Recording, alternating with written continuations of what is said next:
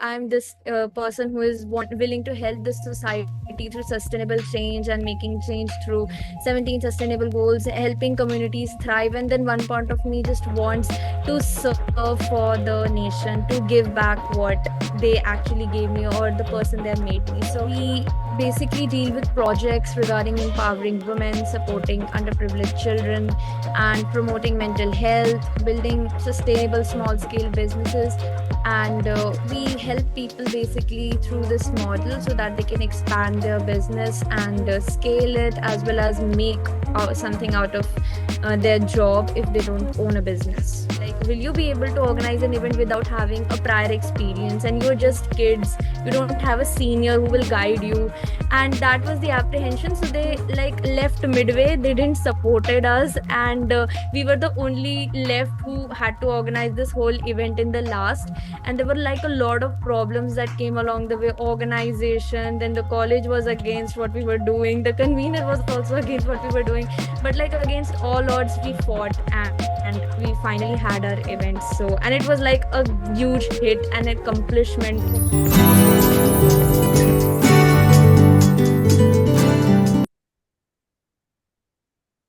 Hello everyone, welcome to the new episode of Professionals Unplugged. I am your host Utkarsh Shukla, and today we have Maanya with us as our guest. Maanya, thank you so much for joining in. Thank you so much for calling me. So let's start with a very basic question. Can you please introduce our audience to yourself, like who you are, what work you do, anything you want us to know about you? Okay. So I'm Manya, currently in my second year pursuing BE Honors in English from Delhi University. And I'm also serving as the president of Connecting Dreams Foundation, CVS Chapter. And about CDF is a non-profit organization, and it works across India on 17 sustainable development goals set by UN.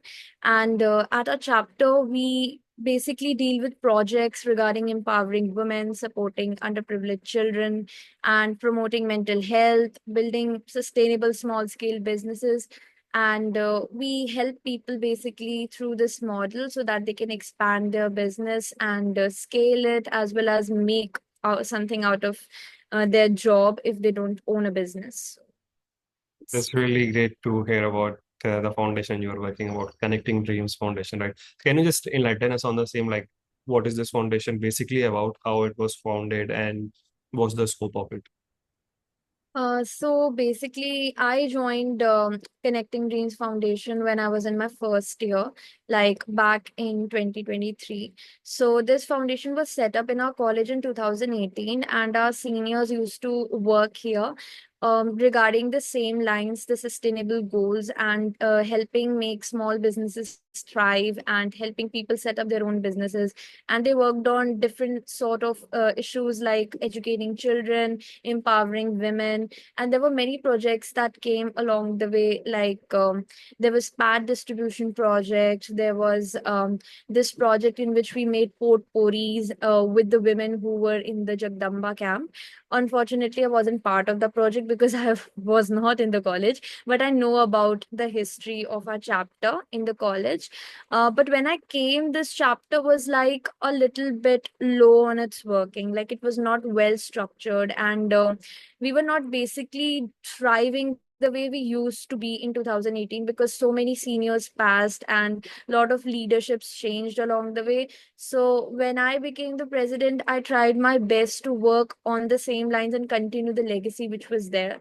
So I started with the Manu Veta Project, which was focused on mental health, and Kilkari Project, which focused on developing confidence in underprivileged children, as well as Project Pragati, where we helped two women to scale their businesses. So, I think that's really great to hear. And you just talked about the challenges that the foundation was facing and how you have left them up, right? So if I ask you, like from your personal perspective, why you have joined this foundation and what was your aim behind it?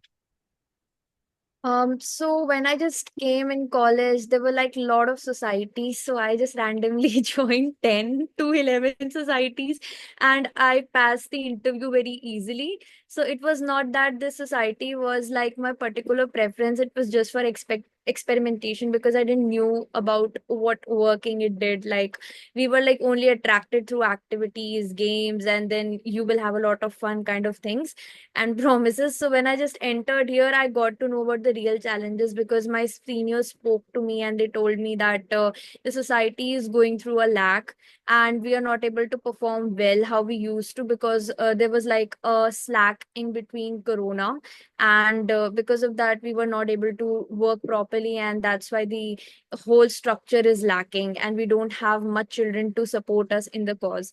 So I tried my best at that time also. Like I worked as a member, and I was quickly promoted to project head's position, where I worked on one project which worked on manure. It was like that you make that organic manure thing and then you sell it and then you get some money and you help underprivileged through that. So we were like teaching people how to make this organic manure. So I worked on that project, and after my seniors passed, we were not able to work on it. And then I came into the leadership, and then I tried to work on like 3 4 more projects so that something can be done and the legacy continues in the society. So it was like more that I want to make this foundation stand and continue the legacy. That was the drive, and it still is. I think that's really great. You started with nothing on the mind, right? And then you found out the challenges and now working on top of it, trying to get it to a point where you can be proud of it, right? So Yeah. it's really a great work that you are doing. I really appreciate you doing so. And coming about your personal challenges, do you think there was a connectivity between this foundation and your personal life that has helped you to drive this growth, or what was that one thing from your point of view that helped you to drive this in such a good way? I think the first challenge that I faced was support because the society was not thriving. So many students didn't knew about the society previously. And I was also not in touch with the founder organization. So like it was after when I came into the position, I got to know about a few people from Connecting Dreams Foundation India who supported me a lot to bring up my initiatives. And the second thing was that I came into the leadership at a very like young age when I was not expected to. Like I'm in my second year and I was made the president. And mostly in our college, third year students are made the president. So it was a huge challenge to match with the seniors on the same level. And yeah, it was time when I was like on the make and break stage because I didn't knew that whether people trust on me because I'm the same age as my like juniors who were working there as project heads and members, and I was on the presidential position. And how will I just order around or tell people to do this or that when I'm the same age and they're my friends? So there was a lot of informality that happens in between, and you're not able to convey the way it should be. So that was one challenge. But yeah, we worked as a team and we came out. Like in our organization, one thing that I like the most is that there is no distinction between a senior or junior or anything because everyone is the same age. So we work like a team and friends together who are trying to bring up some change in the society. So that is something. I think that's really great. You just mentioned about parallel hierarchy, I can say, right? You just try to keep everyone at same place or like same position rather than the designation that they are assigned to, right? I think that's the best thing that anyone should have in an organization where everyone can feel at the same level with the others, and that's how we grow together, right? And coming to your story, like if there is any story that you'd like to share with us from your entire experience, either from your personal life or via this foundation, what it will be. Yeah, so there is one story like when we were preparing for our annual event, Udan. So there was no support from the college administration and there was no support from our convener as well. So they were like apprehensive because this society never had an event before, like full-fledged event, not even the biannual event, not the annual event. Like there were no events where we could actually showcase our projects and work to the people that yes, we work on these lines so that more and more people get empowered and they join the organization. So at that point, like we tried to convey this to the administration and the convener itself that we want to showcase our work, at least give us some platform so that we can tell people that this is what we work upon, and that's how we will get a lot of people who really want to join the initiative. But they were more like that, do you actually know that what comes along the way? Like will you be able to organize an event without having a prior experience, and you're just kids, you don't have a senior who will guide you? And that was the apprehension. So they like left midway. They didn't supported us, and we were the only left who had to organize this whole event in the last. And there were like a lot of problems that came along the way. Organization, then the college was against what we were doing. The convener was also against what we were doing. But like against all odds, we fought, and we finally had our event. So, and it was like a huge hit and accomplishment for me and as well as the whole team. It's really great to hear. Congratulations on it. And Thank one question I'd like to ask you from here, like you mentioned, like there has not been a passing of a torch, like seniors going away. Then again, you need to start from scratch. Do you think the same problem will exist when you are going to leave the college, or have you ever thought on this point, like how to overcome this challenge?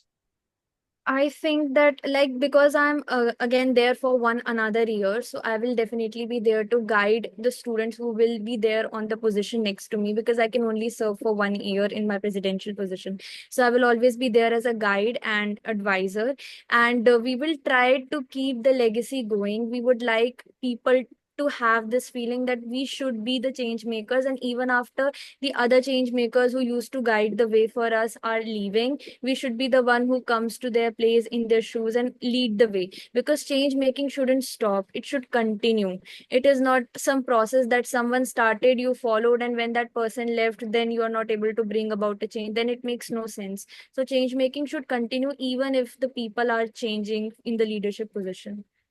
Yeah, I think that really makes sense. Like in order to leave something, you need to make sure the right people are there in your shoes. Right. Yeah. That's really great point. And coming to you also, like what are your goals right now at this point of your life? I'm sorry, I didn't get the question. What are your goals at this point of your life? Okay, okay.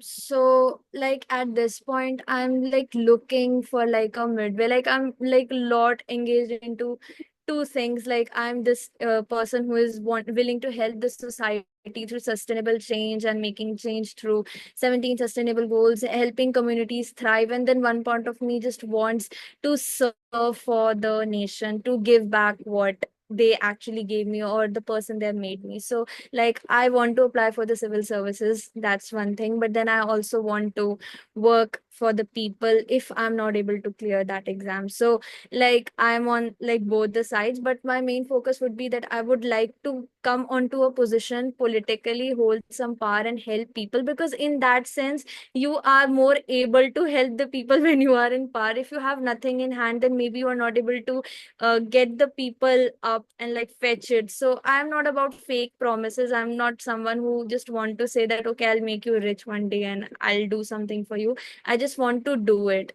So I would try my best to help people, even if I crack one of the civil services exam, or even if not, I would try to help through some way so that I can like give back to the community what I've gained and for the person I've become.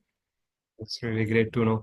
And if I ask you last but not the least, what advice you would like to give to your juniors who are watching this, or even to anyone who's watching this?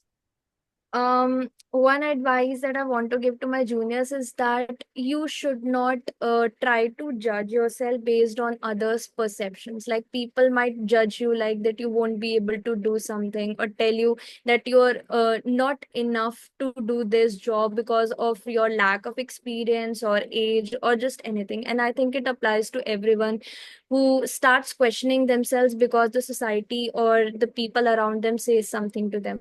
And it's important that you believe in yourself and you lead with that, and you achieve your goal whatever you have in mind without caring anything that people tell you or say. You should stay strong and you should be enough in yourself. You shouldn't be looking for someone that somebody will hold your hand and say okay, I'm there with you, and then you are like yes, okay, I will lead now because this person is with me. You should be enough in yourself, complete in yourself, and you should believe in your goals and your dreams and then achieve it. I think that's really a great advice that you just gave. And it's not just for your juniors. I think that can apply on anyone who is watching this. Even for me or anyone of greater age, like this is something very generic and that everyone should follow. Right. So thank you so much, Mania. It was really a lovely experience talking to you. Keep Thank you shining so much. and hope you achieve your dreams soon. Thank you so much.